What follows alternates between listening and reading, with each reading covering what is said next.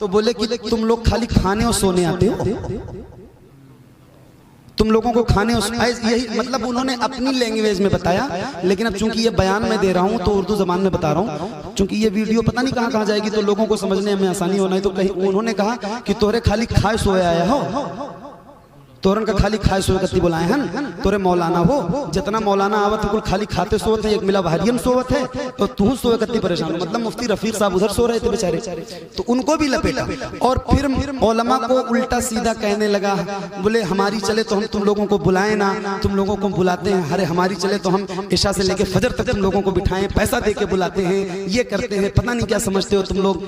मतलब तरह तरह की बातें। तो अब इस तरह की बात आप बताओ कि आप अगर किसी के हम मेहमान बन के जाओ और कोई मेजबान आपसे कहे कि खाली खाने सोने आए हो तो क्या करोगे? फैसला करके बताना। आपसे मैं एक सवाल करना चाहता हूँ। क्या वो रात में जहाँ की मैं तारीख लिया था समरी गांव की, तो तारीख मैं ही लिया था, इसलिए आप पहला जलसा शायद ऐसा है पूरे हिंदुस्तान का कि जहां आप गए खाना भी खाए, कुछ देर बैठे भी, लेकिन कौन सी ऐसी बात आपके दिल पर लग गई कि आप बगैर पढ़े हुए वहां से वापस आ गए। और जब से आप वापस आए हैं सोशल मीडिया पे एकदम हंगामा मचा हुआ है। कोई कह रहा है बहुत बड़े घमंडी हैं, बहुत एटीट्यूड आ गया है, शोहरत के नशे में एकदम चूर हो गए हैं, तो तरह तरह की लोग बातें कर रहे हैं। तो आप हक बात क्या है, सच बात क्या है, आप इसकी अपने तरफ से वजाहत कर दीजिए, क्योंकि एकदम हंगामा मचा हुआ है। और मैं नेपाल में रहता हूँ, तारीख मैं ही लिया था, इसलिए मेरे पास भी बहुत फ़ोन आ रहे हैं, मैसेज आ रहे हैं, मुझे भी लोग तरह तरह कह रहे हैं। तो इसकी आप वजाहत फरमा दीजिए कि सही बात क्या है। असल में फोन कॉल तो मेरे पास भी सुबह से आ रही है। हाँ, तो इसकी वजाहत। और मैं चूंकि इसका जिक्र किसी से करना नहीं चाहता था, मैंने सब्र कर लिया था, लेकिन अब मैंने इसकी वजाहत कर दी है। हो सकता है उसकी कॉल रिकॉर्डिंग आप तक पहुंच गई हो। हमारे लातेहार झारखंड के एक मौलाना मुफ्ती मुदस्सिर अमजदी साहब, तो उन्होंने फ़ोन किया तो मैंने उनसे वजाहत कर दी और वो कॉल रिकॉर्डिंग शायद लोगों तक पहुंच गई है। लेकिन अब आपने, मेरा छोटा भाई है इश्तियाक, और बड़ा गहरा ताल्लुक है वाकई मेरा इससे, दिली लगाव है। और ये बहुत गमगीन है। और ये जो सवाल है ना, ये सवाल नहीं, इसका दर्द ये मैं समझ सकता हूँ। तो अब इन्होंने सवाल सबके सामने कर लिया है, तो अब जवाब तो नहीं, मतलब जो तकलीफ हुई और जिस वजह से मैं आया वो बता दूं। क्योंकि मैंने बहुत लंबा सफर किया था कल की महफिल में जाने के लिए। एक मिनट आप भी बैठ जाइए। कल की महफिल में नेपाल में जाने के लिए बहुत लंबा सफर किया था। आप सबको मालूम है कि बॉर्डर पे आप लोग करीब हैं, बॉर्डर पे भंसार वगैरह का मामला होता है। तो हम 7 बजे बॉर्डर पहुंच गए। हमारे साथ ये इश्तियाक भी थे, मौलाना नसरुल्लाह अमजदी थे और जीशान मिसबाही साहब। इन सबको हमने बॉर्डर पे अपनी गाड़ी में बिठाया और यहाँ से चले 8 सवा 8 बजे हम लोग गालिबन महफिल में पहुँच गए। और जलसे में पहुँचने के बाद वो जब गाँव में एंट्री हुई तो कुछ लोग हमको लेके, चूंकि नेपाल में पहुँचने के बाद मेरे फ़ोन ने तो काम करना बंद कर दिया, ये फ़ोन डब्बा हो गया, तो मैं तो किसी से राब्ता कर नहीं सकता था। इन्हीं दोनों हजरात ने राब्ता किया और चंद लोग आए और वो गाड़ी लेके सीधा मदरसे में चले गए। तो मदरसे में जब पहुंचे तो ये शाहिद है, ये भी वहां 400-500 लड़के आ गए। मेरे जाने के बाद मदरसे पे बहुत भीड़ हो गई, पब्लिक बहुत ज्यादा हो गई और वो फोटो वगैरह का चक्कर होता है, तो वो सब परेशान करने लगे। तो मैंने कहा कि भाई मैं इतना लंबा सफर करके आया हूँ और अगर मुझे यहाँ रखोगे 8 सवा 8 बजे से अभी तक तो फिर मसला हो जाएगा मेरे लिए, ये लोग मुझे बहुत परेशान करेंगे। तो इतनी सी मेहरबानी कर दो कि मुझे कहीं अलग जगह इंतजाम मेरा कर दो, ताकि मैं सुकून से सफर करके आया हूँ तो थोड़ी देर आराम कर लूँ, वरना ये परेशान करेंगे और ये मोहब्बत नहीं परेशान करेंगे। तो अब उनकी मोहब्बत भी जायज़ है और मेरे लिए जहमत हो जाएगी। तो खैर 10-15-20 मिनट वहाँ इंतजार करने के बाद कुछ लड़के कमेटी के आए और उन्होंने मुझसे कहा कि मौलाना तबरेज साहब ने अपने घर पे इंतजाम कर दिया है, आप वहाँ चलिए। तो हम लोग वहाँ गए। माशाल्लाह उनका इंतजाम और उनकी मेहमान नवाजी बहुत अच्छी थी, बहुत ज़ियाफत की उन्होंने, बहुत खुशदिली से उन्होंने चाय पानी नाश्ता खाना सब पूछा जिस तरह उनको करना था। चूंकि वो आलिम दीन थे और उनके अंदर सूझबूझ थी, समझ थी, जिम्मेदार थे, उन्होंने सारी चीजें की। और उसके बाद उन्होंने पूछा कि मोहम्मद अली भाई और कोई जरूरत और कोई बात? तो मैंने ऐसे ही कह दिया उनसे कि भाई अब कोई जरूरत नहीं है, अब सिर्फ मुझे माइक चाहिए, मतलब पढ़ने के लिए। तो उन्होंने कहा कि हजरत माइक हम आपको सबसे सबसे लास्ट में देंगे, जैसे आज भी लास्ट में ही मिला है, तो बोले सबसे लास्ट में देंगे। तो हमने कहा क्या मतलब? बोले गांव वालों का हमारे मशवरा है कि अगर आप अभी पढ़ लेंगे जल्दी तो हमारी पब्लिक चली जाएगी, जलसा खराब हो जाएगा। मैंने कहा ठीक है, किसकी किसकी तकरीरें होंगी? तो उन्होंने मौलाना वजहुल कमर साहब, इश्तियाक का नाम, और मौलाना फैजान जमाली साहब का, मुफ्ती रफीक खन्नापुरी साहब का, सबका नाम बताया कि इन सबकी तकरीर नातें हो जाएंगी, फिर आपको पढ़ना। मैंने कहा लगभग टाइम कितना होगा, नंबर कितने बजे मेरा आ जाएगा? तो बोले 1 से 1:30 के आसपास, 1:30 2 के आसपास आपका नंबर आ जाएगा। मैंने कहा ठीक है, कोई मसला नहीं, आपका जलसा है, आप जब चाहें मुझे पढ़ाएं और जब चाहें स्टेज ले जाएं, आपकी मर्जी है। लेकिन मेरी इतनी सी गुजारिश है कि मुझे अब आप थोड़ा सा सुकून की जगह लेटा दीजिए और मैं सो लूं, लंबा सफर करके आऊं, जब मुझे पढ़ना होगा आधा घंटा पहले जगा लेगा तो, और मुझे स्टेज पे लेके चले लगभग। और दूसरी बात, उन्होंने माशाल्लाह बहुत अच्छा इंतजाम किया दूसरे कमरे में मेरा।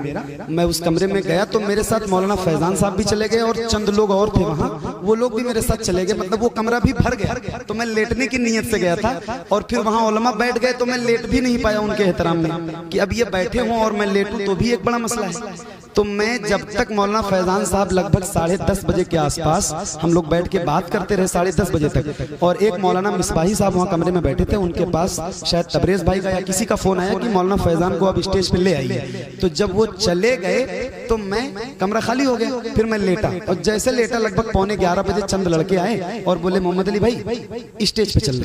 अच्छा मौलाना, एक बात और जरूरी बताना समझता हूँ, मौलाना तबरेज साहब ने मुझसे ये कहा था जलसे में स्टेज पे जाते वक्त कि मोहम्मद अली भाई आप सोइए, अब जब आपको जाना होगा तो मैं ही आऊंगा लेने के लिए, और जब मैं ले जाऊंगा तभी आपको जाना है। ये बात सही है। और उन्होंने इस बात का एतराफ भी अपनी रिकॉर्डिंग में, जो उन्होंने वीडियो बनाई है, बयान दिया, उसमें ये कहा है कि मैंने उनसे कहा था, तो उन्होंने ये बात मुझसे कही थी। अब वो चंद लड़के आए और उन्होंने कहा मोहम्मद अली भाई चलना है। मैंने कहा, बोले स्टेज। मैंने कहा भाई अभी इश्तियाक ने न नात पढ़ी है, न मौलाना फैजान की तकरीर हुई है, न मुफ्ती रफीक साहब का बयान हुआ है, मुझे लास्ट में पढ़ना है, अभी काफी टाइम है, 11:15 बज रहे हैं, अभी क्या करोगे ले जाके, मुझे सो जाने दो। खैर वो चले। फिर 10 मिनट के बाद कुछ लोग आ गए, उनको भी समझाया, वो भी चले गए। फिर 10 मिनट के बाद कुछ लोग आए, फिर आए तो उन्होंने, अब गेम यहीं से शुरू हुआ। उन्होंने कहा कि हजरत चलिए। मैंने कहा भाई मेरी 2 साल पहले तबीयत खराब हुई थी और मैं तब से बहुत एहतियात के साथ सफर भी करता हूँ, कोशिश करता हूँ जहाँ वादा करूँ वहाँ पहुँचूं, और आ गया हूँ, तो अब थोड़ी देर और आराम कर लेने दो। उस वक्त तक भी इश्तियाक माइक पे नहीं गए थे। उस वक्त भी जब वो तीसरे लोग आए ना, तीसरी बार, तब भी ये माइक पे नहीं गए थे। और न मौलाना फैजान की तकरीर हुई थी, न मुफ्ती रफीक की तकरीर हुई थी। फिर मैंने उनसे जब कहा तो बोले कि तुम लोग खाली खाने और सोने आते हो, तुम लोगों को खाने और यही, मतलब उन्होंने अपनी लैंग्वेज में बताया। लेकिन अब चूंकि ये बयान मैं दे रहा हूँ तो उर्दू जबान में बता रहा हूँ, चूंकि ये वीडियो पता नहीं कहाँ जाएगी, तो लोगों को समझने में आसानी होना है। तो कहीं उन्होंने कहा कि तोरे खाली खाए सोए आया हो, तोरन का खाली खाए सोए कत्ती बुलाए हैं, तोरे मौलाना हो, जितना मौलाना आवत है कुल खाली खाते सोवत है, एक मिला बहरियन सोवत है, तो तू सोए कत्ती परेशान हो। मतलब मुफ्ती रफीक साहब उधर सो रहे थे बेचारे, तो उनको भी लपेटा। और फिर उलमा को उल्टा सीधा कहने लगा, बोले हमारी चले तो हम तुम लोगों को बुलाए ना, तुम लोगों को बुलाते हैं, अरे हमारी चले तो हम इशा से लेके फजर तक तुम लोगों को बिठाएं, पैसा दे के बुलाते हैं, ये करते हैं, पता नहीं क्या समझते हो तुम लोग, मतलब तरह तरह की बातें। तो अब इस तरह की बात आप बताओ कि आप अगर किसी के हम मेहमान बन के जाओ और कोई मेजबान आपसे कहे कि खाली खाने सोने आए हो तो क्या करोगे? फैसला करके बताना। कोई गैरतमंद इंसान तो नहीं रुकेगा यार, खाली पैसे के लिए नहीं जाता हूँ, सिर्फ पैसा नहीं चाहिए होती है, इज्जत भी चाहिए होती है। और मेरी नजर में अगर पैसा बड़ा होता तो मैं कल की महफिल पढ़ के आता, पैसा लेके। और इस बात का एतराफ मौलाना तबरेज साहब ने किया है कि मैंने उनसे कहा था कि जब मैं लेने जाऊंगा तब जाना। तो जब आपने ये बात कही थी तो वो 3 लोग कैसे आए? फिर उन्होंने कहा कि मुझे इल्म नहीं था। तो जब इल्म नहीं था तो आपने ये बयान कैसे किया माइक में कि 3-3 बार लोग उनको लेने गए और वो आए नहीं? यार ये भी तो हो सकता है कि वो लेने वाले कौन थे, मुझे क्या पता। आपने उनका चेहरा भी तो मुझे पहले से नहीं दिखाया था कि या तो मैं आऊंगा या ये लोग आएंगे। हो सकता है वो कोई और रहे हों, कोई मुझे वहां से कमरे से बिठा के अपनी गाड़ी में कहीं और लेके चला जाता। वो मेरा मुल्क भी तो नहीं था, मेरा फोन भी तो नहीं काम कर रहा था, मेरे फोन में नेटवर्क भी नहीं था। कोई हादसा हो जाता तो इसका जिम्मेदार कौन होता? जब आपने इतनी तंबी के साथ कहा था कि जब मैं लेने आऊंगा तब जाना, तो आप लेने क्यों नहीं आए जब मुझे ले जाना था स्टेज पे? आप लेने आते ना। अब लोग कहते हैं कि आपको मौलाना से बात कर लेनी चाहिए। मैंने उनसे कहा कि मौलाना तबरेज साहब को बुलवा दीजिए। उन्होंने कहा था जब मैं लेने आऊंगा तो बोले तबरेज कौन है? बोले तबरेज कौन है? जलसा हम करें, चंदा हम करें, कमेटी हमारी है, तबरेज कौन है? तो मैंने कहा यार जिसने मुझे बुलाया है उसी की यहाँ कोई अहमियत नहीं है तो फिर मेरी क्या अहमियत है? चलो भैया। फिर मैंने अपनी गाड़ी उठाई और मैं रुखसत हो गया। अब इसमें या तो मेरा घमंड हो या मेरा गुरूर हो, जैसा आप कहो, जैसी आपकी मर्जी हो वैसा कमेंट करने वाले कमेंट करते हैं, इससे फर्क नहीं पड़ता। मगर ये बात जान लो कि अगर मैं हिंदुस्तान से भंसार करवा के अपनी गाड़ी लेके फतेह मोहम्मद के साथ उस जलसे तक पहुंचा, वहां 2 घंटे 2.5 घंटे रुका, खाना खाया, नाश्ता किया, तो पढ़ने की गरज से ही गया था। अगर नहीं पढ़ना होता तो नहीं जाता। हाँ, कोई बात लगी दिल पे, कोई ऐसी बात लगी दिल पे तभी मैं वहां से आया था, वरना आता भी नहीं। और आखिर में एक बात कह देता हूं कि मौलाना तबरेज साहब तक ये बात मेरी पहुंचा दीजिए कि मेरे आने से उनको तकलीफ हुई हो, उनकी कमेटी को तकलीफ हुई हो, तो उनसे भी माजरत चाहता हूँ, माफी चाहता हूँ। क्योंकि मैं भी तो इंसान हूं ना यार, मेरे अंदर भी दिल है, धड़कता है। मैं रोज सफर में रहता हूँ, मैं भी अपने माँ बाप की औलाद हूँ, मेरे भी बच्चे हैं, मेरा भी दिल है और इस दिल पे बात लगती है। अगर आपको मेरे आने से तकलीफ हो गई तो मेरी इज्जत वहाँ आपके चंद लोग उछाल रहे थे, मुझे भी तकलीफ हो सकती थी। और फिर मेरा दिल बड़ा होता, एक बंदा जब ऐसी बातें कर रहा था और वहाँ 8 लोग खड़े होकर सुन रहे थे, 8 लोग वहाँ कमेटी के, वो जैसा कि कहा उन्होंने कि हम कमेटी के हैं, तो वो कमेटी के खड़े होकर सुन रहे थे और एक बंदा बोल रहा था। अगर उस बंदे का बोलना गलत था तो उन 8 लोगों को तो रोकना चाहिए था ना कि यार तुम ऐसी बात क्यों कर रहे हो? इसका मतलब तुम्हारी रजामंदी थी, उसमें साजिश थी, कुछ छिपा हुआ था। अब ऐसी बातें हुई तो मैं लौट के आया वहां से, कोई रोका भी नहीं। जब मैं चला आया तब फोन आने लगे।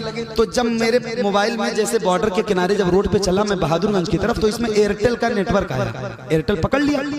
तो जब एयरटेल का पकड़ा तो उन्होंने कॉल की, तो वो कॉल मैं उन्हें उठाया भी, ऐसा नहीं कि मैंने नहीं उठाया तो बात नहीं हो पा रही थी, कनेक्टिंग लिख के आ रहा था। तो फिर मैं वहां से आगे की तरफ चलाया और फिर मैं होटल गया, सो गया। उसके बाद कुछ धमकी भरे मैसेजेस, बॉर्डर ब्लॉक कर देंगे, जाने नहीं देंगे, कभी आने नहीं देंगे, वल्लाह आलम क्या क्या बातें उन्होंने की। बहरहाल उनकी अपनी मर्जी है, मैं उन सबसे तब भी माफरत चाहता हूँ कि भाई मेरी वजह से तकलीफ हुई आप लोगों को, तो आप लोग मुझे माफ करना। हाँ, मौलाना तबरेज साहब से इतनी गुजारिश कर रहा हूँ, हालांकि उस रिकॉर्डिंग में ये बात मैंने नहीं कही थी, इस उम्मीद पे नहीं कही थी कि शायद आज की इस महफिल में मैं जा रहा हूँ और कोई वहां का आए और वो फोन मेरा नहीं, फतेह मोहम्मद का दे के चला जाए। फतेह मोहम्मद भाई का वो फोन है भाई, आप गलती से उसको मेरा फोन न समझें, वो मेरा फोन नहीं है जो आपने अपने कब्जे में ले रखा है, वो फतेह मोहम्मद का फोन है। उसको आप बराए मेहरबानी मेरे घर पे भिजवा दीजिए या मेराज के यहाँ भिजवा दीजिए या इश्तियाक के यहाँ दे दीजिए, किसी को मेरे जानने वाले को दे दीजिए ताकि वो फोन मुझ तक पहुंच जाए। वो फोन भी उनके पास ही है, फतेह मोहम्मद को मेरा समझ के उन्होंने